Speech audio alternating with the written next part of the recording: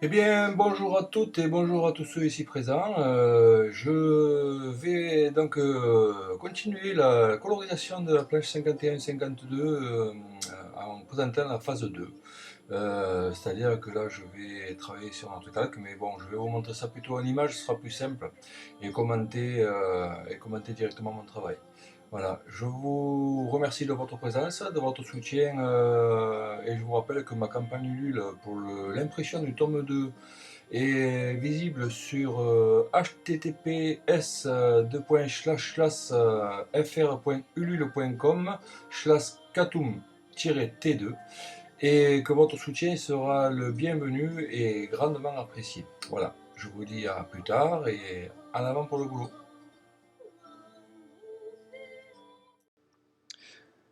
Bien, donc maintenant là ce que je vais faire c'est que je vais lier, enfin je vais aplatir ce calque là, enfin je vais appliquer le masque sur le calque de couleur que j'ai fait parce que de toute manière ma lumière est posée sur ce calque là pour l'instant, donc on peut les assembler.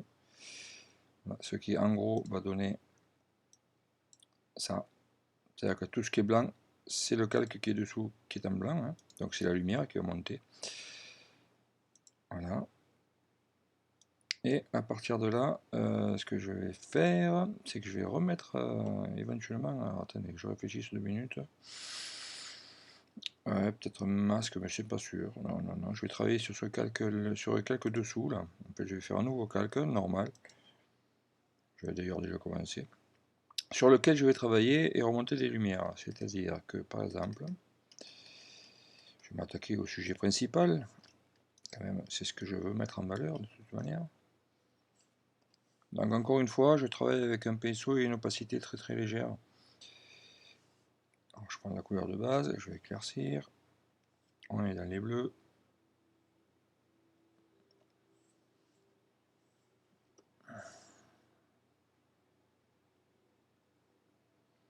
Et là, donc sous le calque des blancs ouverts, je vais peindre, je vais poser une autre lumière si vous voulez.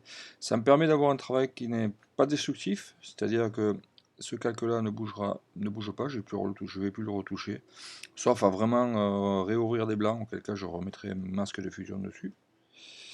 Donc voilà, je vais juste partager de lumière, je n'ai pas à trop me préoccuper de la de comment je brosse parce que l'effet de brosse est fait sur le calque au-dessus, donc là je peux remplir relativement sans me préoccuper de la forme ni du geste parce que tout le brossage a été fait auparavant lors de l'ouverture des blancs, encore une fois.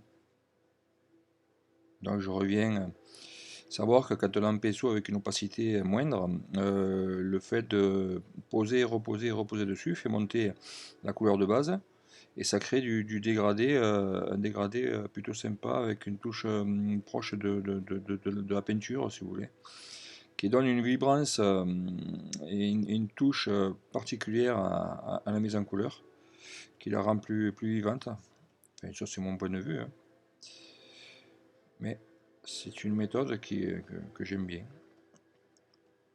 Ça permet de gérer vraiment en instant présent la luminosité des effets que je souhaite apporter, quoi.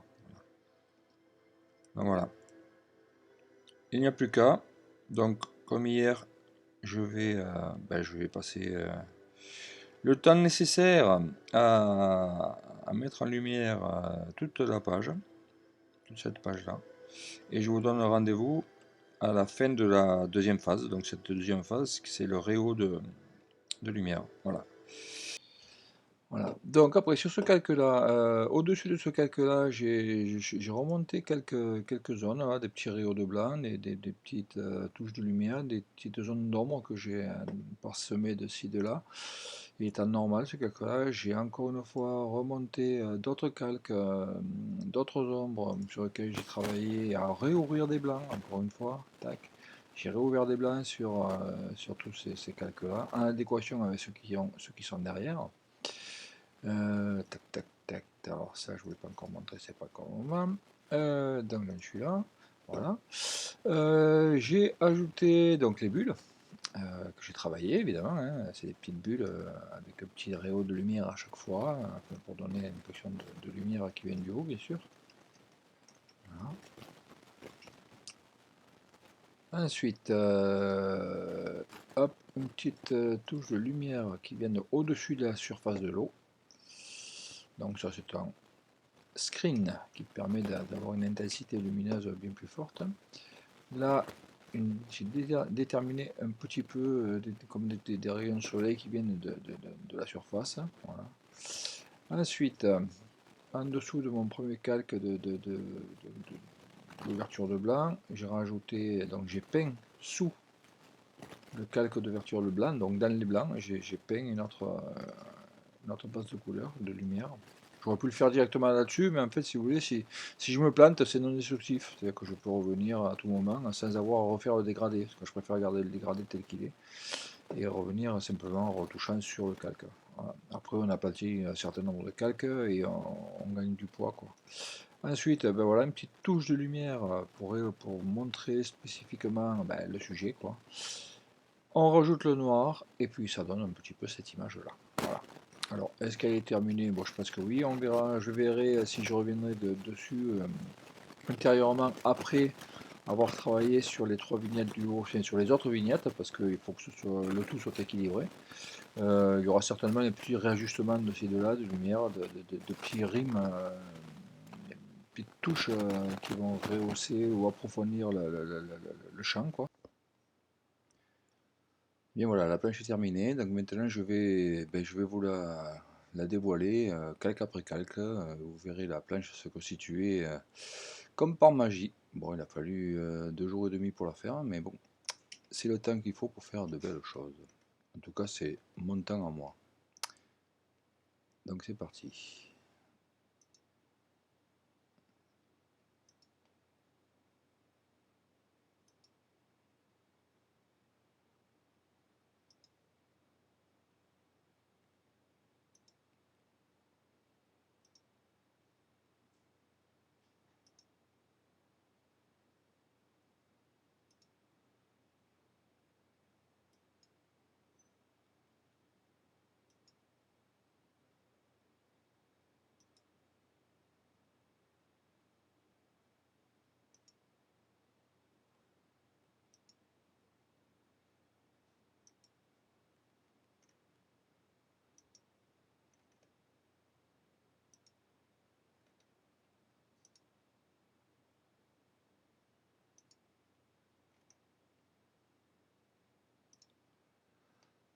Et voilà. Donc là, la planche, je vais la préparer pour l'importation donc si je retire le noir, ça donne ça. Ce qui est déjà pas mal. Je trouve ça très joli, moi, toujours. Donc je vais préparer la planche pour l'importation dans la maquette InDesign qui sera après délivrée à l'imprimeur. Donc pour ce faire, sur le calque de tracé noir, moi je l'appelle Black Line, hein. Donc j'applique mon masque, voilà, pour pas avoir de masque de fusion qui se retrouve dans les channels, là. Donc j'éteins le masque noir. Je me mets sur et j'aplatis les autres calques, donc je rassemble tous les calques de couleur à un seul, voilà. Ensuite, je vais sur le calque Blackline, je pointe la souris dans le calque et avec la commande, alors moi je suis sur Apple, donc c'est pomme ou commande clic sur le calque, ça permet d'avoir une sélection. De cette sélection, je la réduis de 1 point, donc je contracte ma sélection de 1 point. Là, je vais chercher ma couleur de soutien au noir. Alors pourquoi le soutien au noir? C'est comme son nom l'indique, hein. Ça permet de soutenir les noirs et de ne pas avoir par effet de superposition de couleurs dans le noir et des noirs bien profonds. Alors cette couleur, c'est celle-là. Je vais vous montrer ça à l'écran. La référence de la couleur, c'est le 806659. Je retourne sur mon calque et je remplis sur mon calque de couleur. Par contre là il faut que je enlève ça là. Voilà, je remplis donc majuscule F5. Voilà. Donc tout ce qui était noir est devenu marron. Ensuite, je retourne, je reclique ma sélection de noir, montré noir, toujours sur ce calque de couleur. Je vais dans les channels ou les couches. Je vais sur le black et j'applique un noir. Noir. Donc je remplis mon noir. Voilà. Donc là vous voyez que sur la couche de noir, tout ce qui est présent sur cette couche sera imprimé en noir. Tout ce qui est présent sur cette couche, ça c'est le jaune. Ça c'est le rouge, ou le magenta. Et ça c'est le bleu ou le cyan. Voilà. Le tout donne ça. La black line, du coup je n'en ai plus besoin, je peux la jeter. Et là j'enregistre. Alors j'enregistre mon image avec un nom différent pour pas perdre tout le travail effectué au cas où il y aurait besoin d'y revenir, on sait jamais. Je vais la mettre dans un dossier pour l'impression. Voilà. Ensuite, je peux fermer ça aussi. Et je vais dans la maquette InDesign. Donc ici on a la planche telle qu'elle était avant la colorisation. Donc je vais appeler ma planche dans la maquette InDesign. Où est-ce qu'elle est? Où est-ce qu'elle est? Où est-ce qu'elle est? Tiens donc, on va être par là.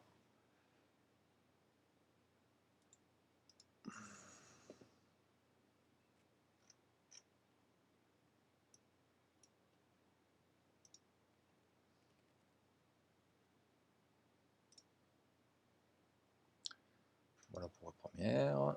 Et